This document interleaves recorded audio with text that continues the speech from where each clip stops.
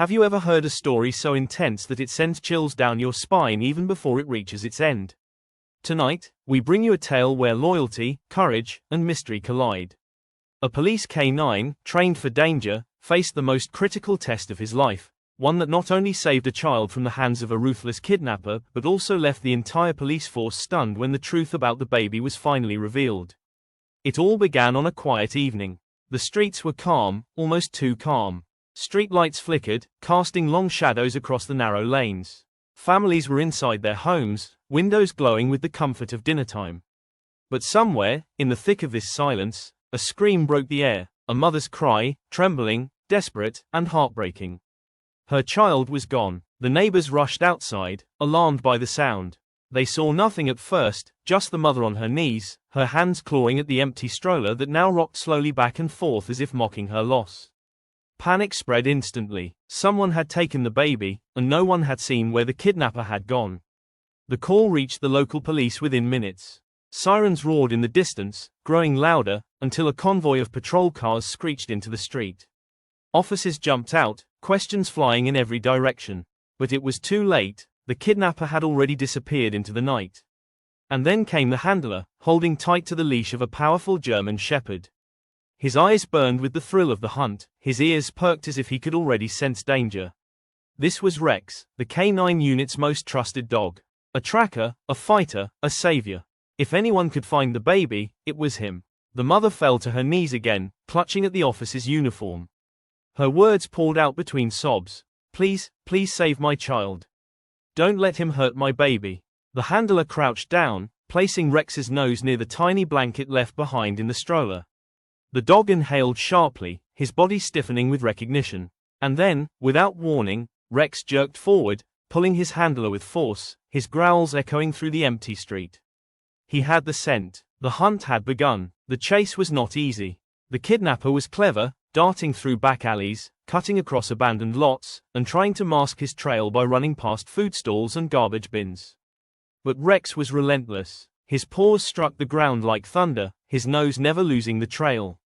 Every turn, every corner, he dragged his handler with unstoppable determination. Minutes felt like hours. The officers struggled to keep up, their radios crackling with updates as they followed Rex deeper into the shadows of the city. The air grew colder, the streets darker, until finally, there he was. A man in a dark hoodie. The silence that followed the mother's trembling words was heavier than the weight of the night itself.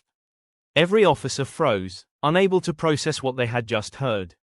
The baby in her arms didn't look injured, didn't even cry, yet the look in its eyes was so unnatural that it unsettled even the bravest men. The handler tried to calm her. "Mom, it's the shock, it's your child. He's safe now." But the mother shook her head violently, her eyes wide with terror. "No, no, I know my baby. I know the way he looks at me, the way he reaches for me. This is not him." The kidnapper, lying in handcuffs on the ground, smirked, his lips curling in triumph despite his capture. Finally, someone sees it. Rex barked furiously, his body tense, as though he wanted to rip the man apart. But beneath his growls, there was another energy. He was also wary of the child. His eyes, sharp and loyal, didn't leave the baby for even a second. One of the officers carried the child into the squad car. The cries had stopped completely now, leaving behind an eerie silence. Babies cry when they're hungry, when they're cold, when they're scared. But this one, it sat perfectly still, its head turning slowly as though observing every face around it, memorizing every detail. The convoy of police cars began to move, sirens lighting up the night sky as they sped toward the station. Inside one of the cars, the handler sat with Rex on one side and the baby strapped into a seat on the other. The air was thick with tension. The handler couldn't shake the feeling that the mother's words had some truth to them. Halfway to the station, the baby did something that made his blood run cold. It laughed, not a soft, innocent laugh, but a sharp, deliberate sound, far too mature for such a tiny child. The officer turned in his seat, his face pale.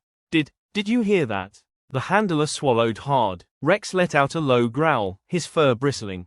He inched closer to the baby, sniffing cautiously, but the moment his nose drew near, the infant's eyes flickered in a way that made the dog whimper and step back.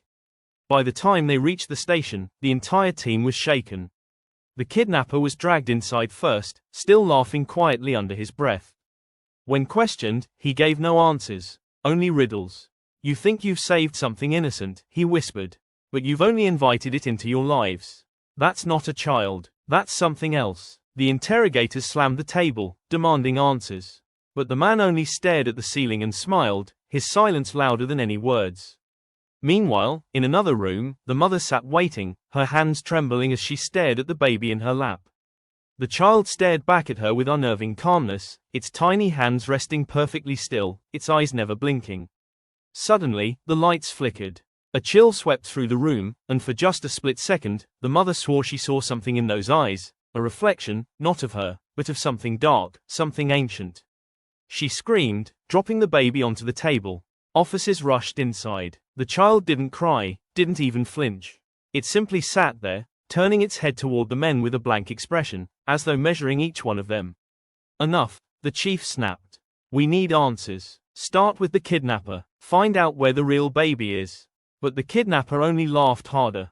You'll never find him. He's gone. What you hold now is what's left behind. The words sent shivers across the room. No one could explain what was happening. The medical team was called in to examine the child. Blood tests, scans, every possible check was performed.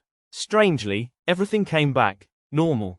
The baby was perfectly healthy. And yet, no one could shake off the feeling that something about him was wrong. That night, as the officers tried to rest, Rex remained restless. He paced the corridors of the station, ears perked, eyes locked on the room where the baby was kept. Whenever someone tried to approach the child, Rex growled low, as though warning him of something unseen. The handler couldn't sleep either. He trusted Rex more than he trusted any man, and if Rex sensed danger, there had to be something there. He walked to the kennel where Rex was lying, his eyes still fixed on the baby's room. The handler whispered, "What is it, boy? What do you see that we don't?" Rex let out a low, mournful sound, one that chilled his handler's heart. By dawn, the chief made a decision. If this baby isn't who we think he is, we need to trace everything. Start with the kidnapper, his past, his connections, and most importantly, why he took the child in the first place. But as the investigation deepened, they realized the truth was darker than they could have imagined. The kidnapper wasn't a random criminal. He was part of something larger, something that had been hunting children for reasons no one yet understood. His record showed no crimes before, no identity, nothing. It was as if he had appeared out of nowhere. And then, one file changed everything. A connection to another missing child case, unsolved, from years ago. A child who had disappeared under the same eerie circumstances. A baby that was never found. The officers exchanged uneasy glances. Was history repeating itself? The baby, meanwhile, had begun to change. It no longer cried, no longer behaved like any infant they had seen. It followed people with its eyes, studied them, and at times, even smiled, a slow, chilling smile that didn't belong on a baby's face. And Rex never let his guard down. He stayed near the child at all times, his growls deep and constant, as though he was waiting for the moment something terrible would happen. That moment was closer than they thought. Because the truth about the baby was about to be revealed. The station was tense, more silent than ever before. Officers whispered in corners, doctors repeated tests, but nothing explained what they were witnessing. The baby was healthy, yet unnatural. The mother refused to touch him again, her fear louder than any proof. And Rex, the fearless K9, never left the child's side, his body stiff, his growls echoing down the halls like warnings from a world unseen. Then came the night that changed everything. A storm broke out. Rain lashed against the windows of the station, thunder rolled across the sky. Inside, the power flickered, shadows dancing across the walls. The baby lay in the crib the officers had prepared, but he was not asleep. He stared at the ceiling, eyes wide, unblinking, as though waiting. Rex paced back and forth, restless, until suddenly he froze. His ears shot up, his fur bristled. A sound none of the humans could hear filled the air, a faint whisper, like a call from far away. The dog growled, low and deep, then lunged toward the crib, teeth bared. The handler rushed in. "Rex, stop!" he shouted, grabbing the leash just in time. But what he saw froze his blood. The baby wasn't lying still anymore. His tiny hand had reached up, gripping Rex's snout with unnatural strength. The dog whined in pain, struggling to pull back. The handler pried the baby's hand free, his heart racing. How could an infant have such power? The chief stormed into the room, fury in his eyes. Enough of this madness. This is a baby, not a monster. Get control of your dog. But Rex refused to back down. He barked furiously, lunging again, desperate, as if trying to protect everyone from what lay inside that crib. Then the kidnapper's laughter echoed from his cell. The storm drowned most sounds, but his voice cut through like a blade. You see now, you see what you tried to save. The officers rushed to his cell, demanding answers. The man pressed his face against the bars, eyes wild with madness. That's no child. It wears the skin of one, but inside, it's something else. I tried to stop it. I tried to take it far away before it could grow. But you brought it back. His words were met with disbelief, anger, and fear. But in the baby's room, no one could ignore what was happening. The infant had begun to hum. Not a cry, not a babble, a low, rhythmic sound, almost like chanting. The lights flickered again. Officers backed away, their hands trembling on their weapons.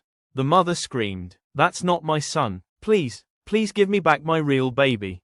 Her sobs filled the room, shattering the last of the officers' doubt. The chief finally spoke, his voice shaking. "If that's true, where's the real child?" The kidnapper smiled, blood trickling from where he had bitten his own lip. "Gone, taken, maybe safe, maybe not. But what you hold now belongs to something older than you can imagine." Suddenly, the baby's hum grew louder, its eyes glowing faintly in the dim light. Papers flew off desks, glass cracked, and Rex broke free of his leash. With a thunderous bark, he lunged at the crib. Chaos exploded. Officers shouted, the mother screamed, and the baby laughed. Not the laugh of a child, but a deep, echoing sound that did not belong to any human throat. Rex clamped his jaws around the crib, tearing it apart, trying desperately to reach the infant. The handler pulled him back, but the dog fought harder than ever before. He wasn't attacking in rage, he was protecting everyone else from what the baby was becoming. Then, silence. The storm outside ceased, the lights steadied, and the baby sat calmly on the floor, unharmed, staring at Rex. Their eyes locked, beast to beast, guardian to mystery. The child lifted one tiny hand and pointed directly at the dog. Rex froze. His body shook, his growl faded, and then, slowly, he lowered himself to the ground, whimpering, his eyes full of something no one had ever seen before, fear. The handler fell to his knees beside his partner, tears in his eyes. "What is happening to you, boy? Don't give up now." The chief ordered the baby to be taken away, placed in isolation. But the damage was done. The mother collapsed, the officers were shaken to their core, and Rex had changed. That night, the handler wrote in his report, "We saved a child. But what we brought back is not a child. My partner knows it, I know it, and I fear one day, it will show its true face." Days later, the kidnapper was found dead in his cell. No wounds, no struggle, just gone. His last expression was a smile. The baby, transferred to a special facility, far from the city, guarded night and day. The files were sealed, marked classified. No officer spoke of it again. But Rex never forgot. Every night, he would sit by the window, staring into the darkness, ears perked, waiting. He knew the battle wasn't over. That child, whatever it was still out there. And somewhere, perhaps, the real baby still cried, waiting to be found. The handler ended his last words with a whisper only Rex could hear. "We saved a life, but we may have unleashed something far worse." The camera fades, the sound of Rex's mournful howl echoing into the night. And the story ends, not with relief, but with a haunting question: what happens when innocence wears the mask of evil?